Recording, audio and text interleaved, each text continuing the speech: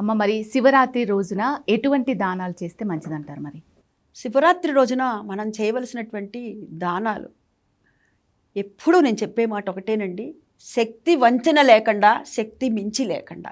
అంటే మన దగ్గర పెట్టగలిగినటువంటి 10 రూపాయల శక్తి ఉంటే ఆ 10 రూపాయలకి అంటే పిసినార్తనం చూపించకుండా ఒక మాటలో చెప్పాలంటే మన దగ్గర ఉన్న దాంట్లో. అదే నా దగ్గర 10 రూపాయలే ఉంటే 20 రూపాయల దానం చేయకూడదు. అంటే నేను 10 రూపాయలు ఉంటే ఇంక 10కి అప్పు చేసిన దాన్నే కదా. అప్పు చేసిన దానం కూడా దానం కింద రాదు. కాబట్టి మనకి ఎంతవరకు శక్తి ఉంటే అంతవరకు శక్తికి వంచన లేకుండా దానం చేయాలి. ముఖ్యంగా అన్నార్తులు ఎవరైతే ఉంటారో వారికి అన్నదానం చేయాలి ఈ రోజున. మా తాతగారు చెప్పేవారు, వారు ప్రత్యక్షంగా వారు జీవించి ఉన్నంత కాలం కూడాను చక్కగా ఇంట్లోనే వండించి, వంట మనుషులు పెట్టి వండించి, మాకు అప్పట్లో అంటే అరుగులు ఉండేవి కాబట్టి అరుగు మీద కూర్చోబెట్టి అందరినీ పిలిచి, అంటే ఒక బ్యాచ్ అయిపోయిన తర్వాత ఇంకో బ్యాచ్, ఒక 15 మంది 20 మందో పడతారు కదా, అంతమందికి పెట్టేవారు. ఆ తర్వాత ఎప్పుడైతే అరుగులు కాలం కనుమరుగైపోయినాయో, అరుగులు కనుమరుగైపోయినాయి. కనుమరుగైపోయిన తర్వాత ఏం చేశారంటే పొట్లాలు కట్టేసి ఎవరైతే అవసరం ఉందో వారికి, ఏది భోజనం అంటే మామూలుగా ఏదో పప్పు కూర ఇట్లా కాదండి, ముష్టాన్న భోజనం పిండి వంటలతో సహా కూడా 5గురికే పెట్టగలమా 5గురికి, 50 మందికి పెట్టగలమా 50 మందికి. ఎప్పుడైతే మనం ఈ సంవత్సరము మన దగ్గర ఉన్న దాంట్లో 5గురికి పెట్టామో పరమేశ్వరుడు మనకి 10 మందికి పెట్టేటటువంటి శక్తిని బుద్ధిని కూడా ఇస్తాడు.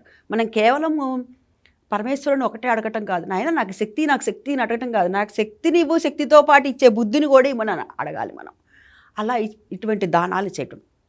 ఇంకా ఎవరికైనా సరే వస్త్రదానం చేయటం, ముఖ్యంగా మటుకు అన్నదానం అండి ఈ రోజున. ఇంకా తర్వాత వస్త్రదానం చేయటం. తర్వాత రాబోయేదంతా కూడా వేసంకాలం కాబట్టి కాస్త కాళ్ళకి ఏదైనా చెప్పులు లేనటువంటి వాళ్ళు బోల్డ్ మంది రోడ్డు మీద తిరుగుతూ ఉంటారు. వాళ్ళకి అవసరమైనటువంటి వాళ్ళకి ఆ కాళ్ళకి చెప్పులు ఇవ్వటం, ఎండ నుంచి రక్షణ కోసమని గొడుగునివ్వటం, ఇలాంటివి దానాలు చేయాలి. మన శక్తి వీట్లలో ఏది ఉంటే అది దానం చేయొచ్చు.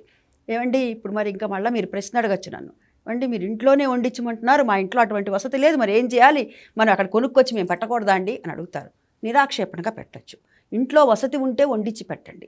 వసతి లేనప్పుడు ఏదైనా సరే, ఒకళ్ళు ఈ క్యాటరింగ్ చేసే వాళ్ళు ఉంటారు, లేకపోతే కనుక హోటల్స్ ఉంటాయి, ఏవో ఒకటి మనసుంటే మార్గం ఉంటుంది అంటారు కదా. ఆ విధంగా మనం ఎంతమందికి పలహారం ఇవ్వదలుచుకున్నామా, భోజనం ఇవ్వదలుచుకున్నామా, లేకపోతే ఒక స్వీటు హాట్ ఇవ్వదలుచుకున్నామా, లేకపోతే 4 పళ్ళు ఇవ్వదలుచుకున్నామా, ఏదైనా సరే ఆహారానికి ఇవ్వటానికి ప్రాధాన్యత ఇవ్వమనేది. ఎందుకనంటే ఎవరికైనా సరే 10 రూపాయలు ఇచ్చారనుకోండి మీరు నాకు, నేనేమంటాను, అబ్బా ఇంకొక 20 రూపాయలు ఇవ్వచ్చుగా అని నా మనసుకు అనిపిస్తుంది.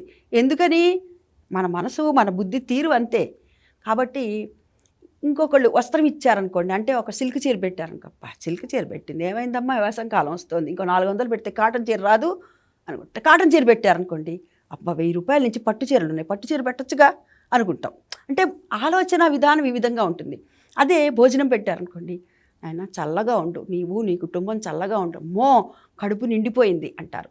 చాలు అనేటటువంటి మాట మనకు తినే ఆహార పదార్థం దగ్గర నుంచే వస్తుంది. తృప్తి అనేటటువంటిది అక్కడి నుంచే వస్తుంది. కాబట్టి ఎప్పుడైతే కడుపు నిండా తింటారో వాళ్ళు మనస్ఫూర్తిగా దీవిస్తారు. అందుకు వారికి అవసరమైనటువంటి ఏ విధమైన ఆహారమైనా సరే ఆహారాన్ని అందించండి. ఈ విధమైనటువంటి దానాలు చేయటం వల్ల సత్ఫలితాలు కలుగుతాయి. ఏమంటే ఇప్పుడు ఇంకో అనుమానం వస్తుంది మీకు ఇక్కడ, ఏమంటే ఈరోజు ఉపవాసం ఉంటే ఈవిడేంటో పెద్ద వంటలు చేయించమంటుంది, లేకపోతే క్యాటరింగ్ వాళ్ళకి చెప్పమంటుంది, లేకపోతే హోటల్ నుంచి తెచ్చిపెట్టమంటుంది, లేకపోతే పళ్ళు ఇవ్వమంటుంది, పాలు ఇవ్వమంటుంది, ఇవన్నీ చెప్తోంది అని మీకు అనుమానం రావచ్చు. అయితే ఎవరైతే అన్నార్తులు ఉంటారో, అవసరం ఉంటుందో అందరూ ఉపవాసం ఉండలేరు కదండి. ఎవరికి ఎంతవరకు శరీరం సహకరిస్తే అంతవరకు ఉంటారు. ఉండలేనటువంటి వాళ్ళు ఉంటారు. ఈరోజు ఉపవాసం నిన్న భోజనం చేయని పరమేశ్వరుడు మనకి ఇచ్చాడు కాబట్టి, నిన్న భోజనం చేశాం కాబట్టి వాళ్ళు మనం ఉపవాసం ఉంటాం, మళ్ళీ రేపు తింటాము. కానీ లేక నిత్య ఉపవాసం ఉండేటటువంటి వాళ్ళు ఈ లోకంలో ఎంతమంది ఉన్నారు చెప్పండి.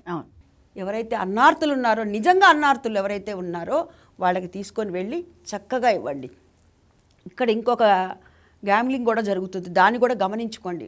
కొంతమంది నాకు ప్రత్యక్షంగా చెప్పినటువంటి వాళ్ళు నేను చూసింది అది కూడాను.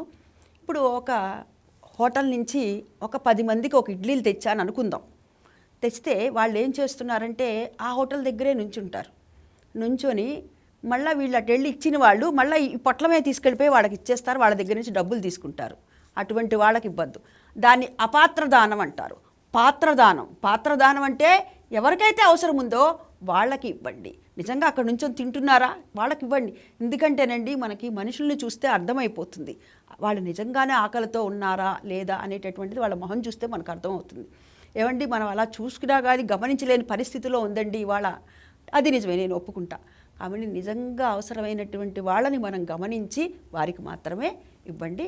ఈ విధంగా ఇవ్వటం వల్ల ఎవరికైతే ఆకలితో ఉన్నారో వాళ్ళకి ఖచ్చితంగా ఈ రోజున ఇస్తే గనక 1000 రెట్ల ఫలితం మనకి ఈశ్వరుడు ఇస్తాడండి. అంటే ఫలితాన్ని ఆశించకుండా మనం గనక ఇచ్చినట్లయితే పరమేశ్వరుడి యొక్క అనుగ్రహం మనం పైన మన కుటుంబం పైన ఉంటుందండి.